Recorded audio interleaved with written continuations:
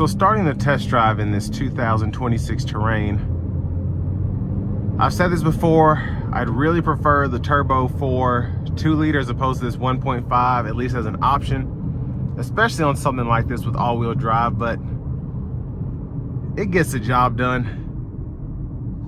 Not the best, but I guess not the worst either. Now I do have the vehicle in all-wheel drive mode now. I've had it in 2-wheel drive. And hopefully I'll be able to give myself some space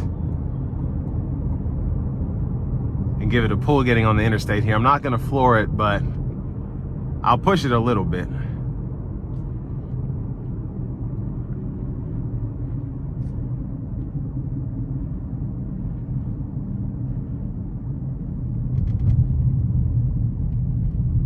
I'm gonna come to a stop here because no one's behind me.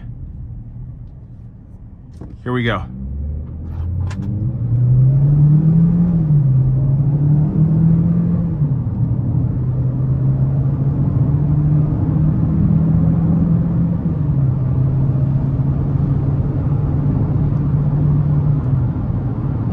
So yeah, there's that, adequate, like I always say about this engine, but now with the lane keeping system here, you basically get a ping. But for the most part, I mean, it does a pretty good job keeping you in the lines.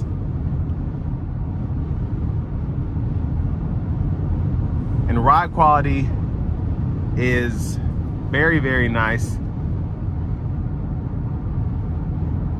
Just a tad bit of road noise, nothing really noticeable unless you're listening for it.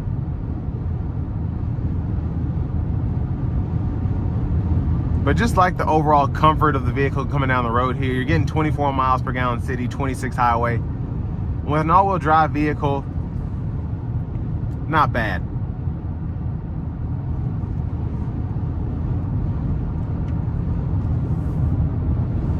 Now I'm gonna put it into the,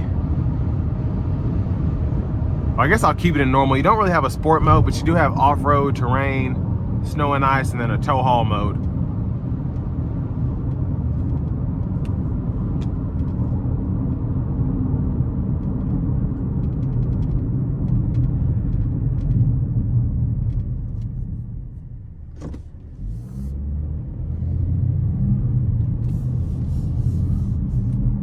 Now I do want to give one more thanks to Chevrolet Buick GMC of Murfreesboro for allowing me to review this vehicle today.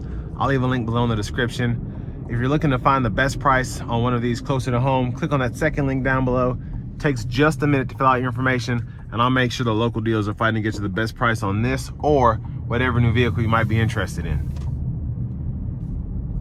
But all in all, thoughts on this?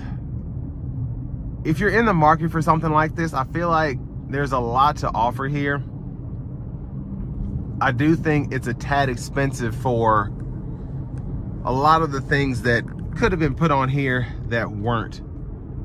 A lane centering system would just make this more competitive, I think, with specifically the RAV4, even the Honda CR-V.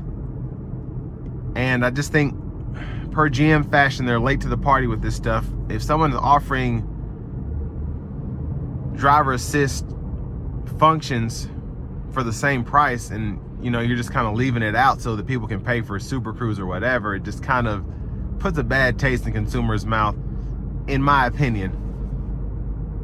But like that we still have the wireless CarPlay, Android Auto. Having heated cooled seats in here is a big plus. I think that is one thing that you don't really find in the CR-Vs or RAV4s unless you do pay around this price for those. So it's competitive there. You also get the all-wheel drive, so I don't want to sleep on that.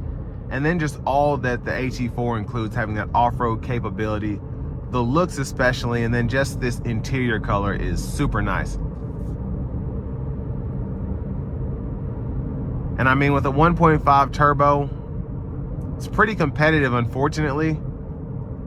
I'd love to see a more performance-oriented 2.5 turbo in this, like they have in the Traverse and the Acadias, or even just getting that 2-liter turbo back.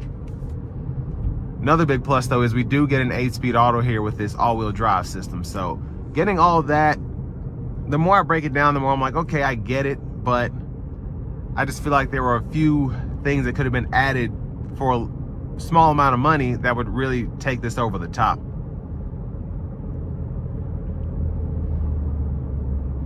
But all in all, I mean, really a great vehicle in terms of the ride, in terms of what all is included.